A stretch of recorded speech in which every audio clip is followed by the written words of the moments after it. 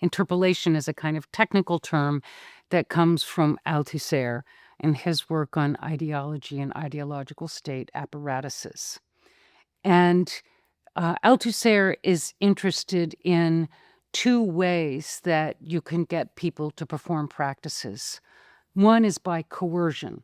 And so this was a kind of repressive state apparatus that is going to force you to do certain things so that you'll be arrested or held accountable if you don't do it.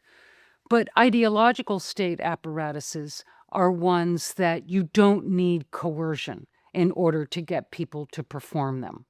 And this, I interpret, is connected to things that Foucault talks about when he talks about docile bodies in Discipline and Punish. So discipline, as opposed to punishment in Foucault, is very connected to what I think Althusser is talking about in his ideology and ideological state apparatuses. In Discipline and Punish, for example, Foucault distinguishes the practices of discipline where when you discipline a child, you're not just swatting them when they do something wrong, which is punishment. What you're doing is trying to scaffold their learning about how to engage in a particular practice.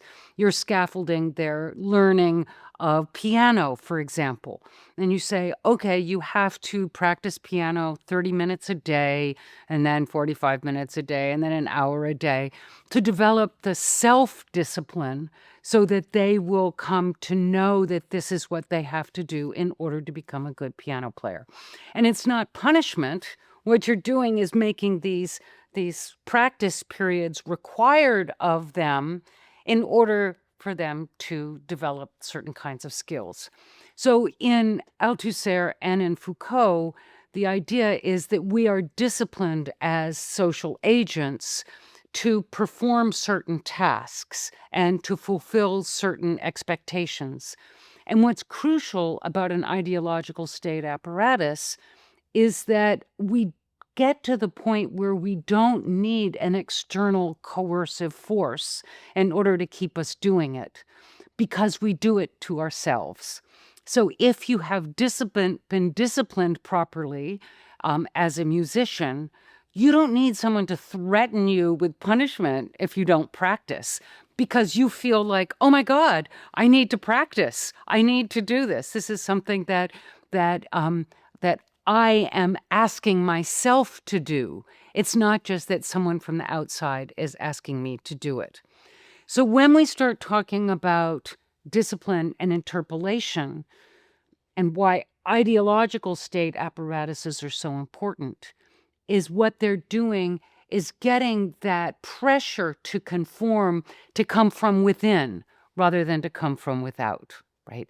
And that is where ideology has its home, because ideology in this tradition isn't just a bunch of justifications that we share with each other to show that the state is right or that this or that practice is right. That's a conception of ideology or explicit ideology, like neoliberal ideology or liberal ideology or conservative ideology.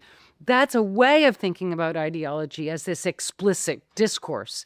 But in this tradition, the ideology is going to be what you have internalized and come to adopt as a form of self-criticism and self-regulation so that you perform the task and you perform it and hold yourself to standards. Okay, so if you're interpellated as a good student, you don't need the threat of failing in order to do your homework. You say, oh my gosh, I haven't yet done my homework. I better go do my homework.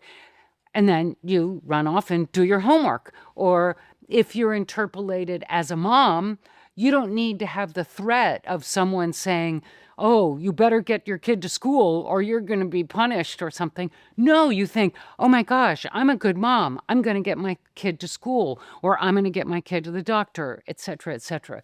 So this is a way of becoming a social agent and being a self-regulating social agent, because you have been interpellated as that kind of social agent.